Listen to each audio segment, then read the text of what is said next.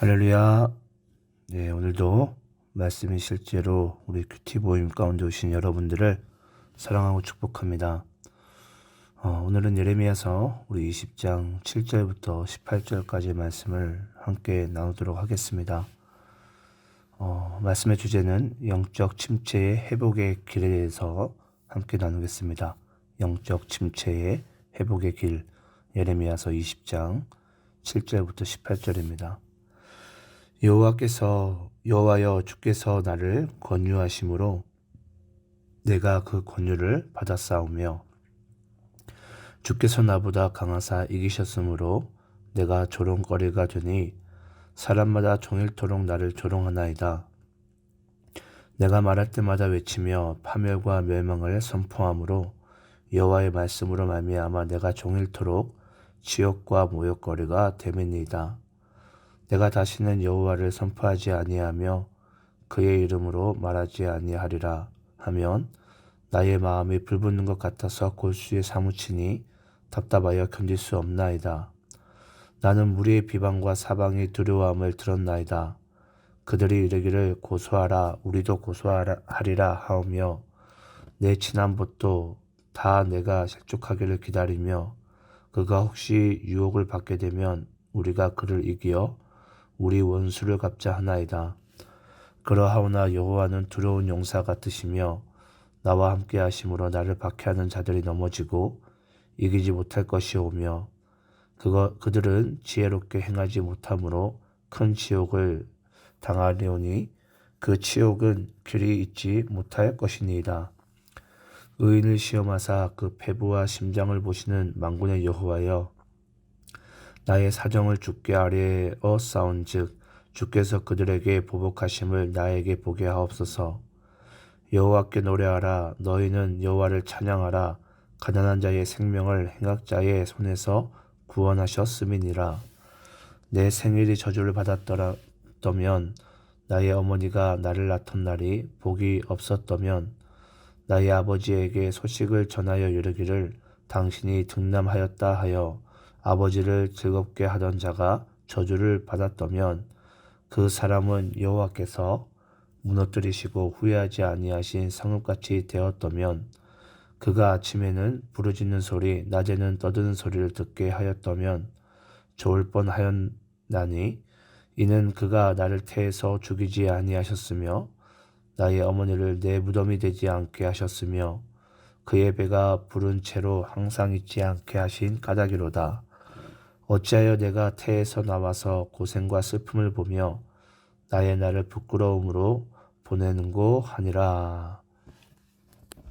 자, 오늘은 우리가 또 예레미야서 20장 말씀을 통해서 영적 침체의 회복의 길에 대한 말씀을 함께 다루겠습니다.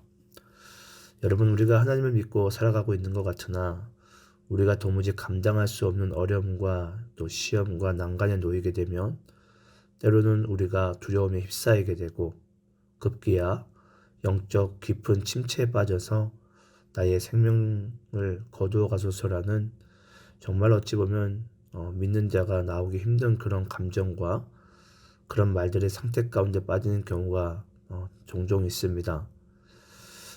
정말 그럴 때는 때때로 내가 정말 하나님을 믿고 있는지 내가 구원받은 백성인지 그 뿌리조차 흔들릴 때가 있는데요. 오늘 말씀이 지금 예레미야 선지자가 도무지 하나님의 명령대로 말씀을 전해봤는데 그들이 하나님의 말씀을 듣지 아니하자 그 예레미야 또한 영적인 침체에 빠지는 그런 모습을 우리가 이제 보게 됩니다. 한번 우리가 그런 영적 침체 가운데 우리가 어떻게 해야지 영적 회복의 길로 갈 수 있는지에 대해서 함께 우리가 한번 말씀을 통해서 알아보겠습니다. 먼저 7절 8절 제가 읽겠습니다. 여호와여 주께서 나를 권유하심으로 내가 그 권유를 받았사오며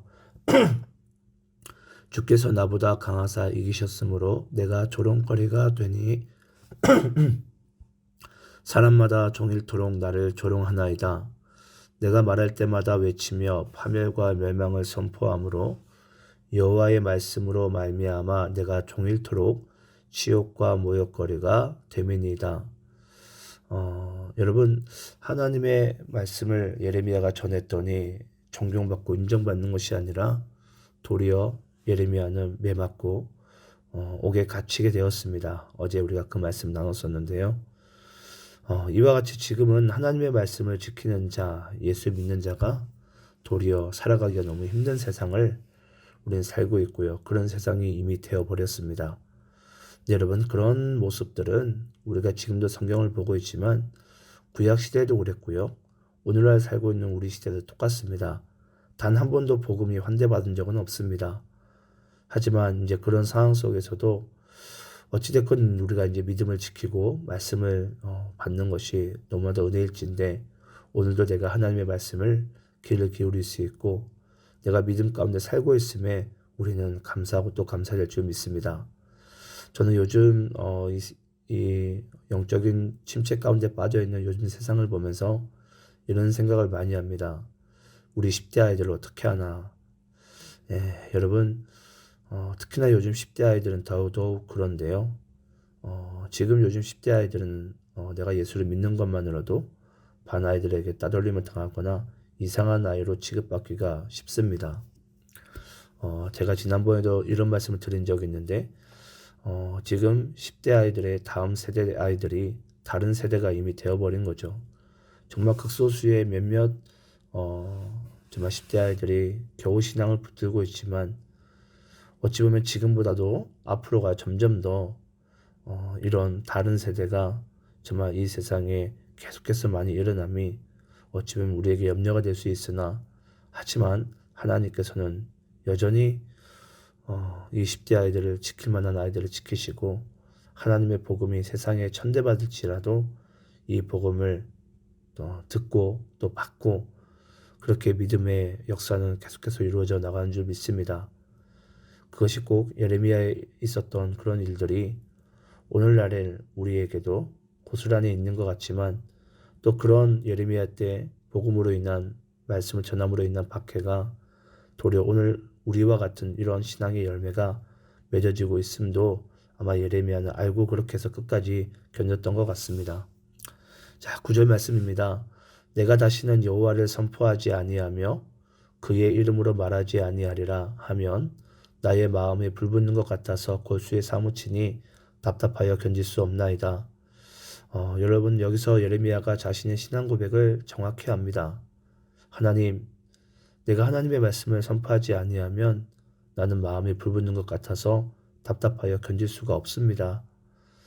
여러분, 참 이런 신앙 고백을 정말 하는 것 자체가 기적이기도 하지만 저는 이 구절 말씀을 제가 묵상하고 보면서 그런 생각이 들었습니다.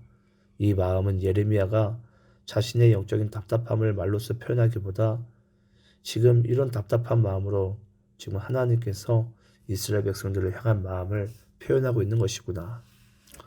그래서 여러분, 우리가 복음이 세상으로부터 비난의 대상이 된다는 것은 내가 그리스도와 함께 세상으로부터 박해를 받는 것입니다.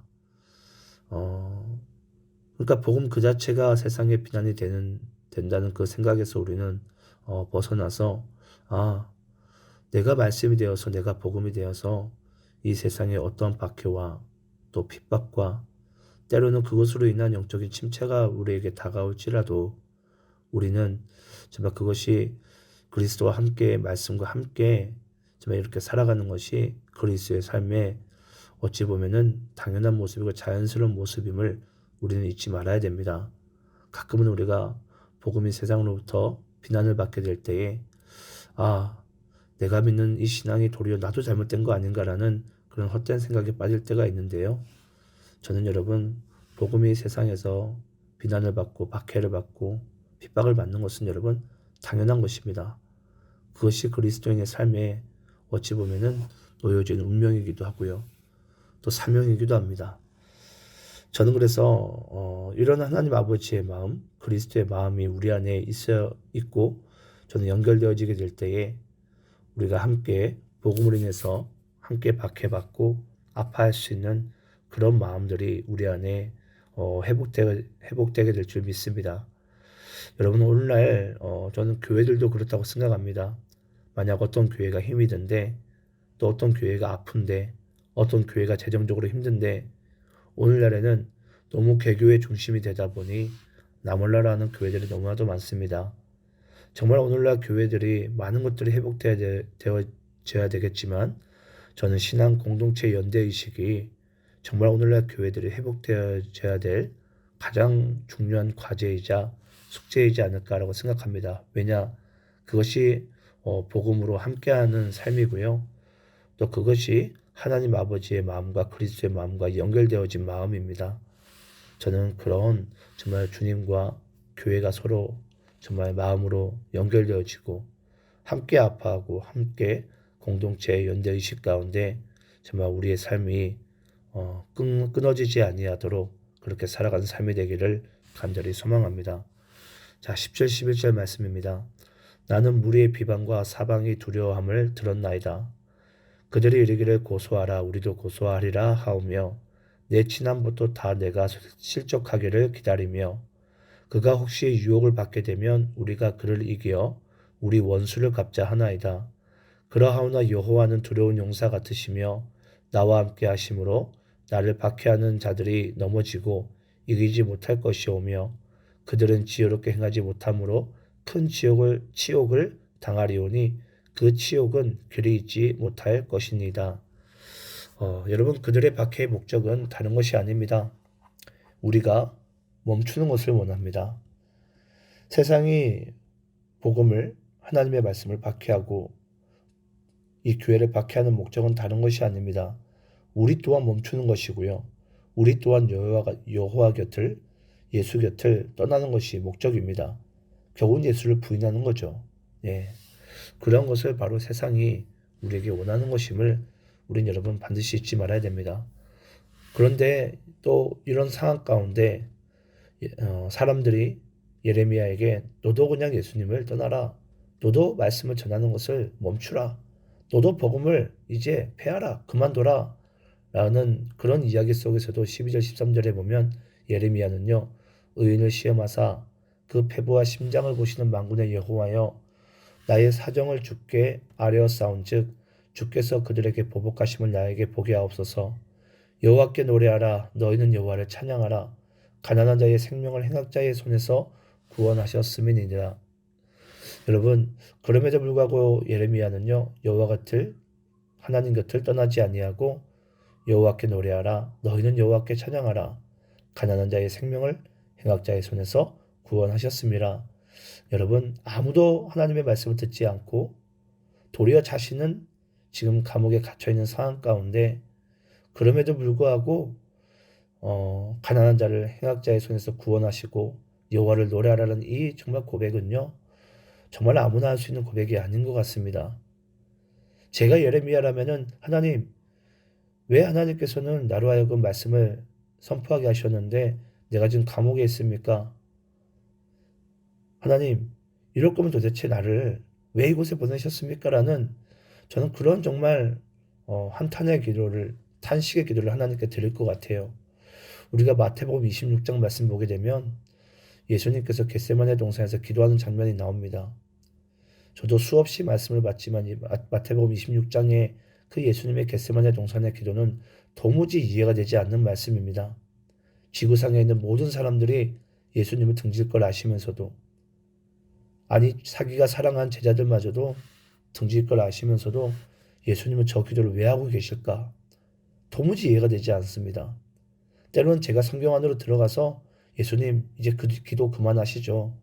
이제 다 끝난 것 같아요. 그냥 이 망가진 세상 이쯤 되면 포기하세요 제발.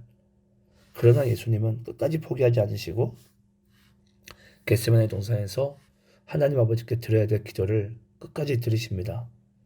저는 여러분 이런 예레미야의 모습과 그 예수님의 그 기도의 모습을 보면서 우리가 반드시 잊지 말아야 될 것은 이것이 바로 그리스도인의 피할 수 없는 신앙의 마지막 여정의 모습이 되어야 됩니다.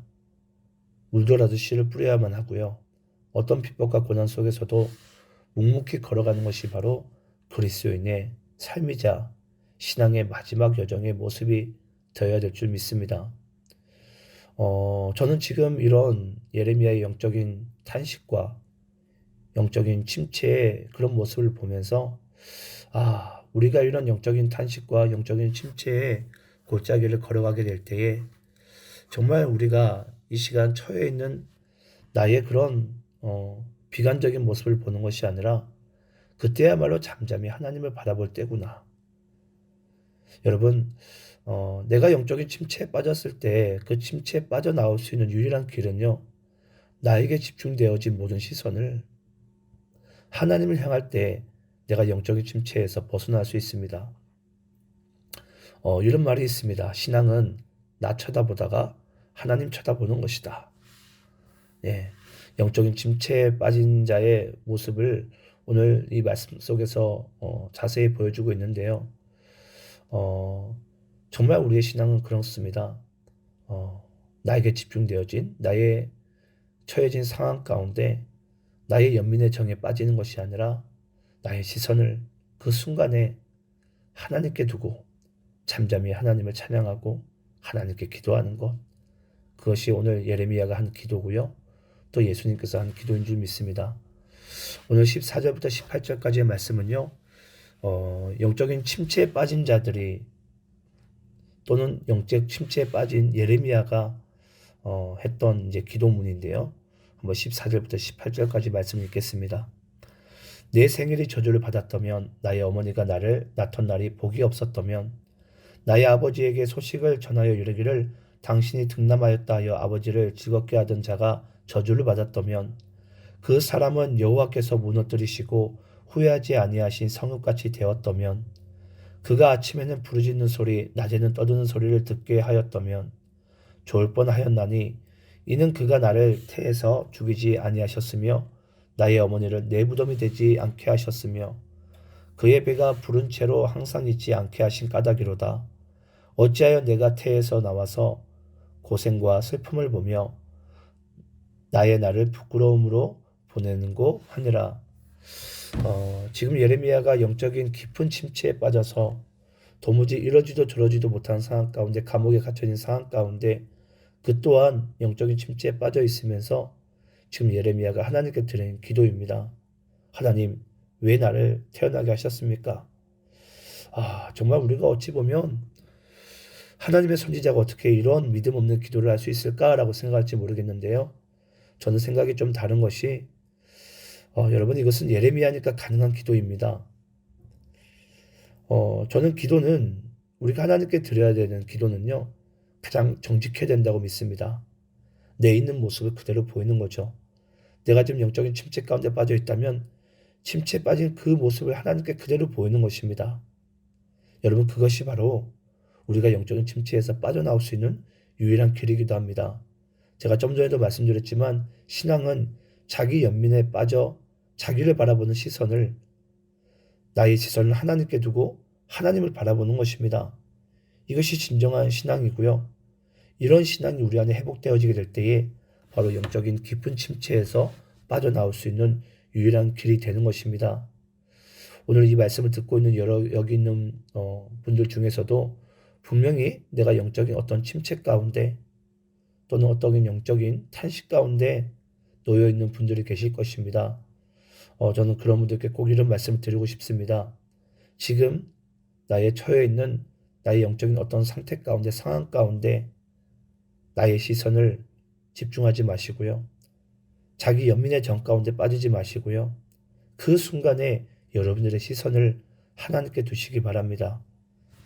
그래서 우리가 하나님을 바라보고 잠잠히 바라보고 그분을 노래하고 그분께 나의 처해진 모든 상황을 있는 그대로 정직하게 기도하게 될 때에 하나님께서 우리에게 새로운 살 길을 열어주시며 진정한 영적인 회복을 하나님께서 우리에게 주실 줄 믿습니다. 여러분도 눈치채셨겠지만 오늘 이 말씀에 이런 예레미야의 영적인 침체의 상태와 회복의 길이 곧 있어질 이스라엘이 바벨론으로부터 포로 시대를 겪으면서 영적인 깊은 침체에 빠지게 되고 그들이 다시 울면서 수문학 광장 앞에서 여호와의 말씀을 듣고 울면서 다시 그들이 하나님 앞에 그들 마음을 그대로 탄식하며 기도하게 될 때에 드디어 그들은 이제 바벨론으로부터 포로 시대를 이제 끝나는 그런 우리는 삶의 모습을 우리는 알고 있습니다. 오늘 예레미야 한 선지자를 통해서 또 앞으로 있어질 이스라엘의 영적인 침체의 모습과 회복의 길을 오늘 이 말씀을 통해서 하나님께서 우리에게 그려내셨는데요. 저는 저는 우리의 삶이 되길 간절히 소망하고 여러분들이 더 이상 영적인 침체와 나의 영적인 연민의 정 가운데 빠지지 아니하고 회복의 길로 걸어 나오는 여러분들의 삶이 되시기를 간절히 축원합니다.